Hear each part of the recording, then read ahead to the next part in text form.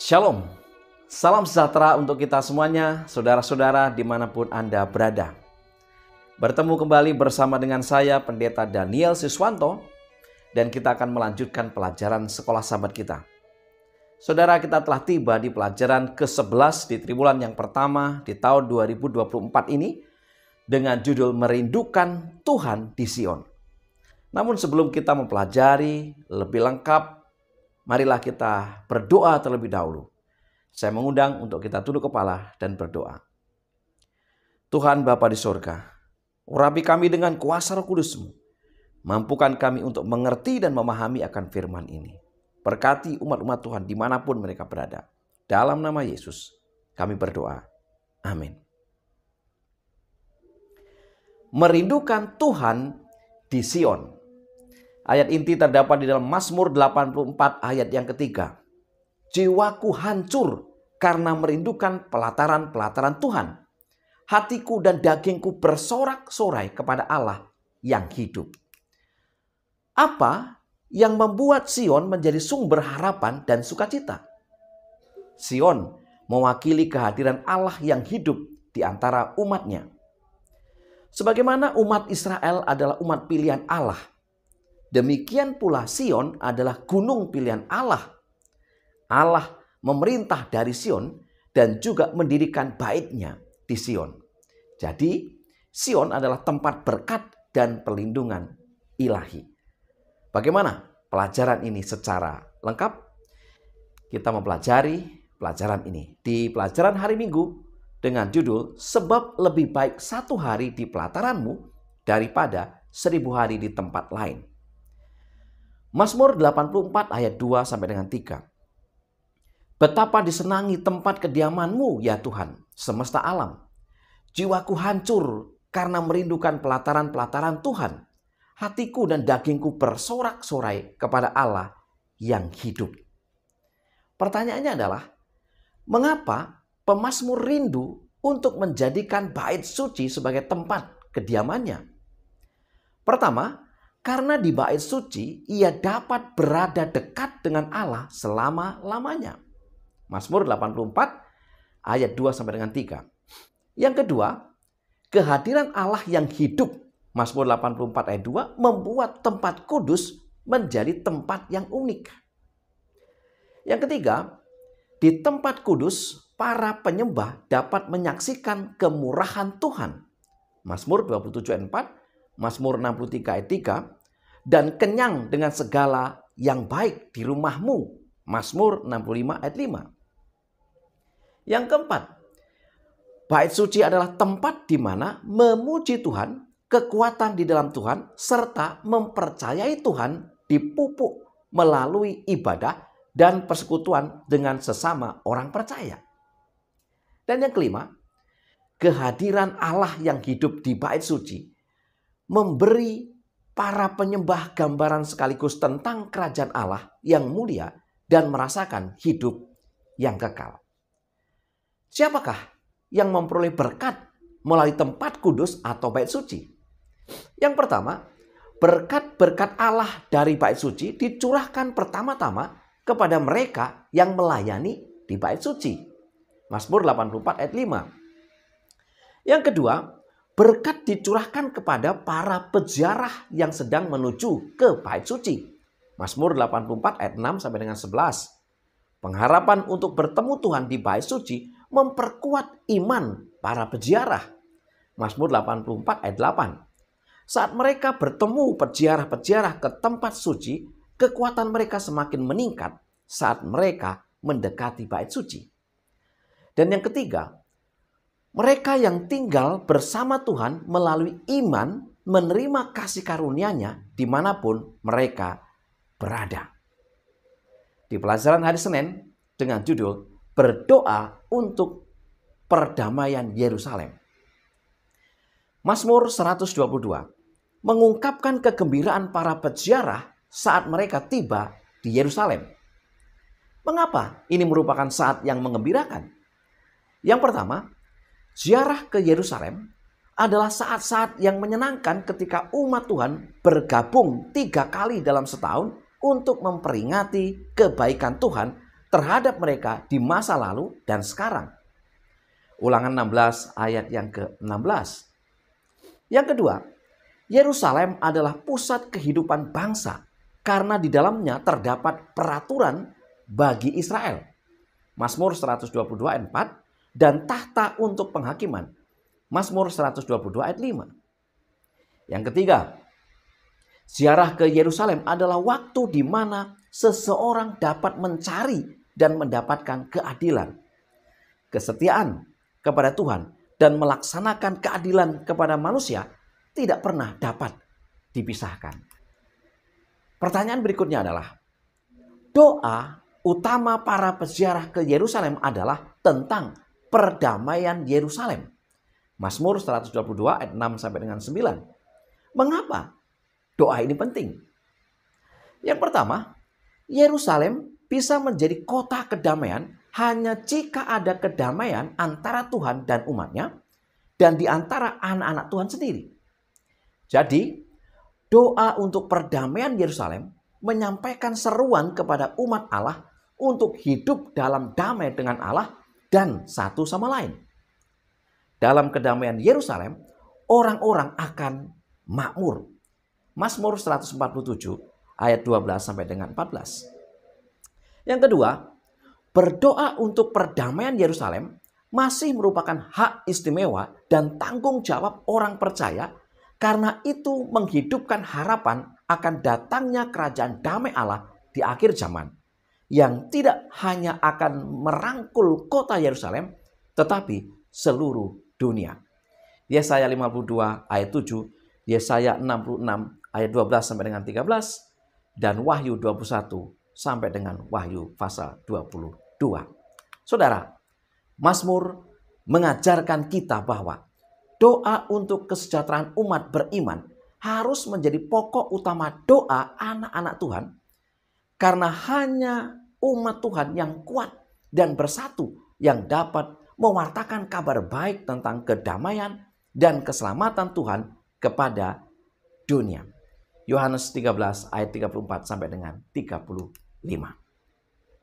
Di pelajaran hari Selasa, Sion, rumah segala bangsa. Mazmur 87 adalah himne yang merayakan Sion sebagai kota yang dipilih dan dikasih Allah secara khusus. Mazmur 87 menyebut Sion sebagai gunung-gunung untuk menonjolkan keagungannya. Mazmur 133 ayat yang ketiga. Tuhan mencintai gerbang Sion daripada segala tempat kediaman Yakub. Diungkapkan dalam Mazmur 87 ayat 2. Ungkapan ini menunjukkan keunggulan Sion atas semua tempat lain di Israel yang merupakan tempat berkumpul khusus umat Allah di masa lalu seperti Silo dan Betel. Penyembahan yang benar kepada Tuhan ada di tempat pilihannya dan dengan cara yang ditentukannya. Sion bukan eksklusif Israel. Apa yang dimaksudkan? Yang pertama, Mazmur 87 menunjuk pada keselamatan baik orang Yahudi maupun orang bukan Yahudi dan persatuan mereka dalam satu gereja melalui pelayanan penebusan Kristus. Roma 3 ayat 22, Roma 10 ayat 12, Galatia 3 ayat 28, ayat 29, Kolose 3 ayat 11. Yang kedua, kenapa Sion bukan eksklusif Israel? Tuhan tidak memperlakukan bangsa lain sebagai warga negara tingkat kedua. Bahkan Sion digambarkan sebagai tempat kelahiran rohani dari semua bangsa yang menerima Tuhan sebagai juru selamat mereka. 3 kali Mazmur menyatakan bahwa bangsa-bangsa dilahirkan di Sion, yang berarti bahwa Tuhan memberi mereka identitas baru dan memberi mereka semua hak istimewa sebagai anak-anak Sion yang lahir secara sah. Mazmur 87 ayat 4 sampai dengan 6. Dan yang ketiga, pada akhir zaman Sion akan menjulang di atas segala gunung, menandakan supremasi Tuhan yang berdaulat atas seluruh dunia. Mazmur 99 ayat 2, Yesaya 2 ayat 2, Mika 4 ayat 1. Saudara, Senada dengan pemazmur, visi Daniel juga menggambarkan kerajaan Allah dengan batu yang menjadi gunung besar yang memenuhi seluruh bumi. Daniel 2 ayat 34 sampai dengan 35, ayat 44 sampai dengan 45. Dan juga perumpamaan Yesus tentang biji sesawi yang tumbuh menjadi pohon besar yang menampung burung-burung di udara. Matius 13 ayat 32. Pelajaran hari Rabu dengan judul Keamanan dan Kedamaian Sion. Mazmur 46 memberikan gambaran yang jelas tentang dunia yang kacau. Gambaran bencana alam menggambarkan dunia yang dikuasai oleh perang, yang berkecamuk oleh bangsa-bangsa. Mazmur 46 ayat yang ke-7. Meskipun buruknya hal-hal yang tampak, kehadiran Tuhan ada di sini, di dunia. Dan kita dapat memperoleh harapan dan dorongan pribadi dari mengetahui kebenaran yang mendasar ini. Meskipun dunia berada dalam kekacauan, umat Allah aman. Ini menunjukkan bahwa kedamaian bukanlah hasil dari tidak adanya pencobaan, melainkan pemberian Tuhan kepada anak-anaknya yang percaya. Kepercayaan tanpa pamrih kepada Tuhan dapat membuat anak Tuhan damai dan aman di tengah badai. Sebagaimana kisah di dalam Matius 8 ayat 23 sampai dengan 27. Mazmur 46 ayat 7 firman Tuhan berkata, bangsa-bangsa ribut, kerajaan-kerajaan goncang. Ia memperdengarkan suaranya dan bumi pun hancur. Saudara, ini adalah gambaran intervensi Tuhan untuk menghentikan pergolakan dunia. Allah akan menghentikan peperangan dan memadamkan alat-alat pemusnah yang digunakan bangsa-bangsa jahat untuk menindas dunia. Mazmur 46 ayat 10. Inilah pengharapan besar yang dimiliki umat Kristiani yang akan terjadi pada kedatangan Yesus yang kedua kali. Di pelajaran hari Kamis dengan judul Tak Tergoyahkan Seperti Gunung Sion. Mazmur 125 ayat 1 sampai dengan 2. Nyanyian siarah. Orang-orang yang percaya kepada Tuhan adalah seperti Gunung Sion yang tidak goyang, yang tetap untuk selama-lamanya. Yerusalem, gunung-gunung sekelilingnya, demikianlah Tuhan sekeliling umatnya dari sekarang sampai selama-lamanya. Saudara, Gunung Sion adalah lambang ketabahan dan kekuatan. Keyakinan akan perlindungan Allah menjadi semakin kuat di tengah-tengah kenyataan pahit di mana kejahatan tampaknya begitu sering terjadi. Namun, bahkan di tengah-tengah kejahatan itu, umat Allah dapat memiliki pengharapan. Namun, kestabilan Gunung Sion yang paling tinggi tidak dapat mengamankan mereka yang meninggalkan Tuhan. Orang-orang masih diberi kebebasan untuk mengulurkan tangannya kepada kejahatan. Mazmur 125 ayat 3, dan menyimpang ke jalan yang berbelit-belit.